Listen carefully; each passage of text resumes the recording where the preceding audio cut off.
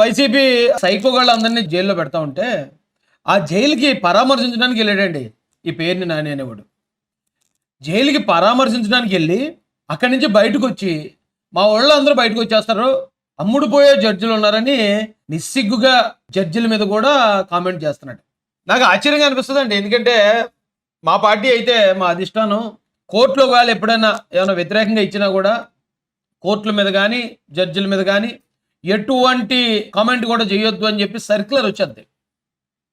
ఒకవేళ అదేంటండి కోర్టు అలా ఇవ్వకుండా ఉండాల్సింది కదా అని కనీసం అసంతృప్తి కూడా వ్యక్తం చేయొద్దని చెప్పి చంద్రబాబు నాయుడు గారి నుంచి లోకేష్ గారి నుంచి చాలా స్ట్రిక్ట్గా ఆదేశాలు వస్తాయి.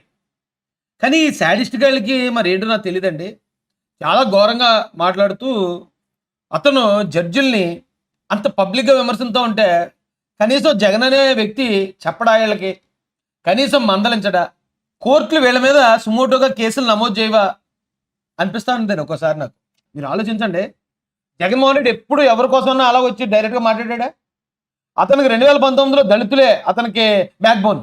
అలాంటి దళితులను చంపేస్తున్నప్పుడు ఏ రోజైనా బయటకు వచ్చాడండి? అలాగే 2019లో క్రిస్టియన్స్ అతన్ని ఓటేసి అతను అంత మెజార్టీ నిలబెట్టారు. అలాంటి క్రిస్టియన్ ఆస్తులు కబ్జా అవుతున్నప్పుడు ఏ రోజన్నా అతను ప్రెస్ మీట్ పెట్టాడా? ముస్లింలు ఎక్కువ నమ్ముతారు అతను. ఎందుకంటే వైఎస్ఆర్ కాంగ్రెస్ అన్నాడు కదా, మా కాంగ్రెస్ పార్టీ నుంచి వచ్చినాడు, మా కాంగ్రెస్ పార్టీ అన్నట్టు కాంగ్రెస్ను ఓన్ చేసుకునే వర్గాలన్నీ అతను నమ్ముతాయి. కానీ అలాంటి ముస్లింలకు అన్యాయం జరిగినప్పుడు ఆ పౌరసత్వ బిల్లు ఆ సమయంలో పాపం వాళ్ళందరూ రోడ్లెక్కి ధర్నాలు నిరసన చేస్తుంటే ఎప్పుడన్నా ప్రెస్ మీట్ పెట్టాడు ఇతను? కానీ ఈరోజు ఈ శాడిస్ట్ గాళ్ళని అరెస్ట్ చేస్తూ ఉంటే గీల గీల గీల గీల కొట్టేసుకుంటున్నాడండి. గిలగిల ఆడిపోతున్నాడు. ఆడిపోయి ఈ పేరుని కూడా వచ్చి మేము జడ్జిలు కొనేస్తాం అంటున్నాడు, జడ్జిలు అమ్ముడిపోతున్నారు అంటున్నాడు. అయితే అప్పట్లో విన్నానండి నేను, పెద్ద ఆయన అరెస్ట్ అప్పుడు అలా కొంతమంది పెద్దల అరెస్ట్ సమయంలో ఈ పొన్నవోలు సుధాకర్ రెడ్డి అనే ఓ బ్లాక్ మెయిలర్ గాడు మ్యాజిస్ట్రేట్లను కూడా వాడు బ్లాక్మెయిల్ చేసాడని విన్నాను నేను. ఎందుకంటే మ్యాజిస్ట్రేట్లు లంచాల కక్కుతుపడరు, కానీ వాళ్ళకి కుటుంబాలు ఉంటాయి కదా, వాళ్ళకి కెరీర్ ఉంటుంది కదా. మీ కెరీర్ నాశనం అయిపోద్ది, మీ కుటుంబాలు నాశనం అయిపోతాయి, అది ఇదని చెప్పి ఈడప్పుడు అడిషనల్ అడ్వకేట్ జనరల్ ఆ పొన్నవోలు సుధాకర్ రెడ్డి అనే ఆ బ్లాక్ మెయిలర్ గాడు ఈవేళేమో వైసీపీ అధికార ప్రతినిధి ఏదో వచ్చి కూర్చొని మాట్లాడుతున్నాడు. ఆడు కొంతమంది జడ్జిలను బెదిరించాడట, బ్లాక్మెయిల్ చేసేటట్టు అని కూడా విన్నానండి. కొన్ని రిమాండ్లు ఇవ్వాల్సిన విషయంలో, కొంతమందిని అరెస్ట్ చేయాల్సిన విషయంలో తప్పక కొన్ని విషయాలు వాళ్ళు చేయాల్సి వచ్చిందని చెప్పి విన్నాను అప్పట్లో. దాని గురించి పూర్తిగా నేను చెప్పలేను, ఎందుకంటే ఆధారాలు లేవు కాబట్టి. కానీ ఈరోజు పేర్నిగాడు వచ్చి అమ్ముడుపోయి జడ్జిలు ఉన్నారని ఇటు చెప్పాడంటే దానికి అర్థం ఏంటండి? చెప్పండి ఒకసారి. అసలు జడ్జి గారిని ఎవరైనా విమర్శించగలుగుతారా?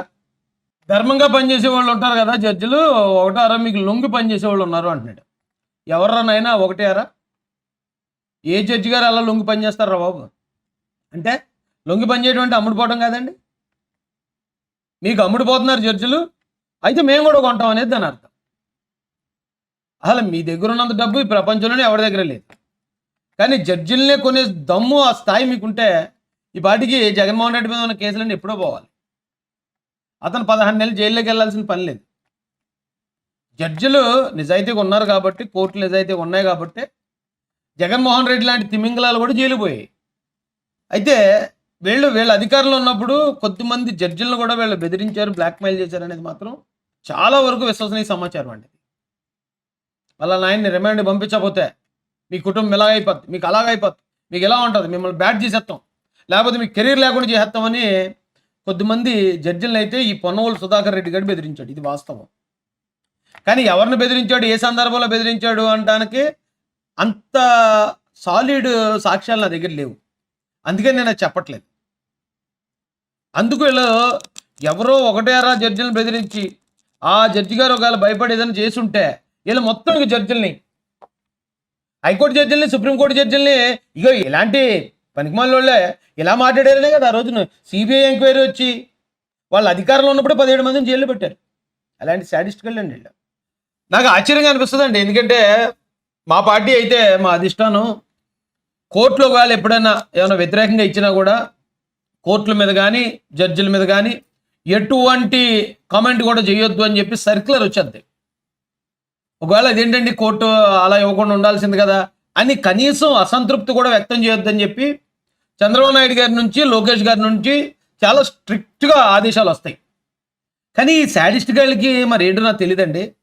చాలా ఘోరంగా మాట్లాడుతూ అతను జడ్జిల్ని అంత పబ్లిక్గా విమర్శిస్తూ ఉంటే కనీసం జగన్ అనే వ్యక్తి చెప్పడా వీళ్ళకి, కనీసం మందలించడా, కోర్టులు వీళ్ళ మీద సుమోటోగా కేసులు నమోదు చేయవా అనిపిస్తా ఉంటుంది ఒక్కోసారి నాకు. తప్పుడు కేసులు అంటే ఎవరో బోరుగడ్డ మీద పెట్టింది తప్పుడు కేసా, లేకపోతే ఆడెవడో ఇంటూరు రవికిరణ్ ఎవడో ఉన్నాడు చాలా దరిద్రంగా మాట్లాడేవాడు అండి, వాడి మీద పెట్టడం తప్పుడు కేసా, లేదా కళ్యాణ్ హరికృష్ణారెడ్డి గారిని లోపల వేయడం తప్పుడు కేసా, లేదా నందిగాం సురేష్ మీద ఉన్నప్పుడు మర్డర్ కేసు ఏదో ఉంది అతన్ని జైల్లో పెట్టడం తప్పుడు కేసా, పెనిపే విశ్వరూప్ గారు అబ్బాయి మర్డర్ కేసులో వెళ్ళేటట్టు లోపలికి, అది తప్పుడు కేసా?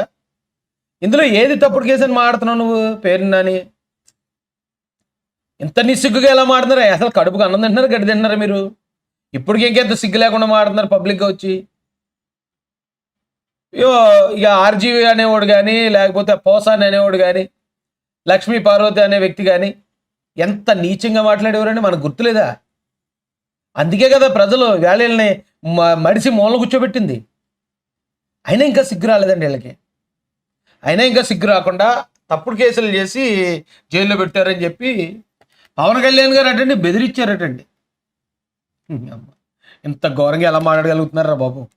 దేనికటండి? వాళ్ళు ఏమన్నా జగన్ గారిని ఏమన్నా తిట్టాడా? భారతిరెడ్డి గారిని ఏమన్నా అన్నాడా? జగన్ గారి ఇంట్లో ఉన్న ఆడపిల్లల్ని ఏమన్నా అన్నాడా? లేదా అవినాష్ రెడ్డి గారి ఇంట్లో ఉన్న ఆడవాళ్ళని, లేదా కనీసం ఈ పేరుని గాడు ఈడింట్లో ఆడవాళ్ళని కానీ ఏమన్నా అన్నాడండి ఆయన?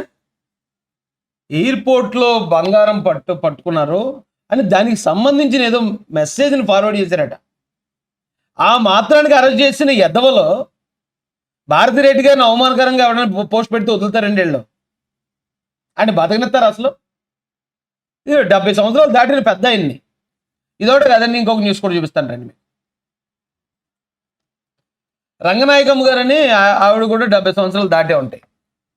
ఆవిడని ఎందుకు అరెస్ట్ చేశారో తెలుసండి?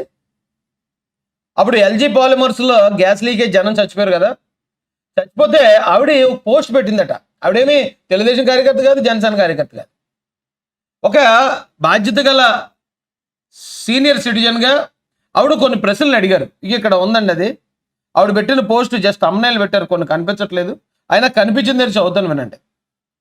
ఆధారాలు పూర్తిగా ధ్వంసం చేశారు, కంపెనీని సీజ్ చేయలేదు, చాలా తెలివిగా కంపెనీ లిక్విడ్ అసెట్ అయిన స్టెరీన్ని వెనక్కి తరలించారు, స్టెరీన్ ఎవరి పేరు మీద కొనుగోలు చేశారు అనేది ముఖ్యమైన అంశం, అందుకే దాన్ని వేగంగా తరలించారు అని కేవలం ఆ కంపెనీ యొక్క టెక్నికల్ ఆస్పెక్ట్స్ మీద ఆవిడ ప్రశ్నిస్తూ ఒక 20 పాయింట్లతో పోస్ట్ పెట్టిందట ఫేస్బుక్లో. అంటే అది ఏమైనా దేశద్రోహమా, లేకపోతే ఆర్మీ గుట్టురొట్లన్నీ ఏమైనా బయటపెట్టింది ఆవిడ, లేదా తెలుగుదేశం పార్టీ కార్యకర్త పోనీ అధికార ప్రతినిధి ఆవిడ?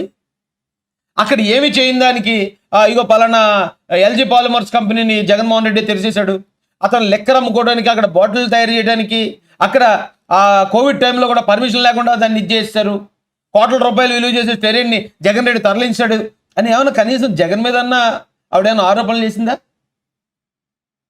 కేవలం ఆవిడకున్న అనుమానాలు అడిగిందండి. ఆ అనుమానాలు అడిగే హక్కు లేదా? భావ ప్రకటన స్వేచ్ఛ అంటే ఇది కదా? అక్కడ ఎవరినన్నా దూషించి ఉందా? ఎవరన్నా బూతులు తిట్టారా? ఎవరన్నా చంపుతామన్నారా? లేదా ఆడవాళ్ళు ఎవరినన్నా రేప్ చేయిందని అన్నది ఆవిడ మీద కేసులు పెట్టారు. సిగ్గు ఎగ్గు లేకుండా ఈ రోజున చాలా బూతులు వచ్చేస్తున్నాయండి. అయితే వాళ్ళకి అధికారం లేదు కాబట్టి రాయేసి తిడుతున్నాడు అనుకుంటారని తిట్టట్లేదు. వాళ్ళు అధికారంలో ఉన్నప్పుడు, మేము ప్రతిపక్షంలో ఉన్నప్పుడు చాలా గట్టిగా ఇచ్చేవాడిని. ఇప్పుడు ఎందుకు అంత గట్టిగా మాట్లాడలేదంటే ఇప్పుడు అధికారం ఉంది కాబట్టి రాయేసి తిట్టేస్తున్నాడు అని అనుకుంటారేమో ప్రజలు. వాళ్ళ దగ్గర అధికారం లేదు కదా, ఎందుకు చచ్చిన పాములు కదా, వాళ్ళ మీద ఎందుకు అని అనుకుంటారేమో అని చాలా గౌరవంగా ఉందాగా మాడుతున్నానండి. సిగ్గు ఎగ్గు లేకుండా రోడ్డు మీదకి వచ్చి బరి తెగించి ఎలా మాడుతున్నావా? పేరు నిన్నాను నువ్వు? కడుపుకి అన్నమే తిన్నావు, గడ్డి తిన్నావా నువ్వు? ఇలాంటి చిన్న చిన్న విషయాలు కూడా సిఐడి పెట్టింది కేసులు. సిఐడిని ఆ రోజు ఒక రౌడీ డెన్గా ఉపయోగించుకుంది వైసీపీ పార్టీ. సిఐడి ఉండేది ఎందుకు మరి? ఇక సైబర్ క్రైమ్ ఎందుకు? ఈ ఫేస్బుక్ పోస్టుల మీద కూడా సిఐడి వచ్చేసేటప్పుడు అంత అడ్డగోలుగా మీరు వ్యవస్థలన్నీ వాడుకున్నారు కాబట్టే మిమ్మల్ని మడిసి మూలన కూర్చోబెట్టారు జనం. ఇంకా సిగ్గులేదా మీ బతుకులకి? నాకు అర్థం కాదు. మీ బతుకులు ఇంకా మార్చుకోరా ఏంటి? ప్రజలు ఇంత దారుణమైన తీర్పిచ్చిన తర్వాత కూడా ఇంకా మీకు స్టిక్ రావట్లేదంటే ఇక మిమ్మల్ని ఎవడు మారుతాడురా?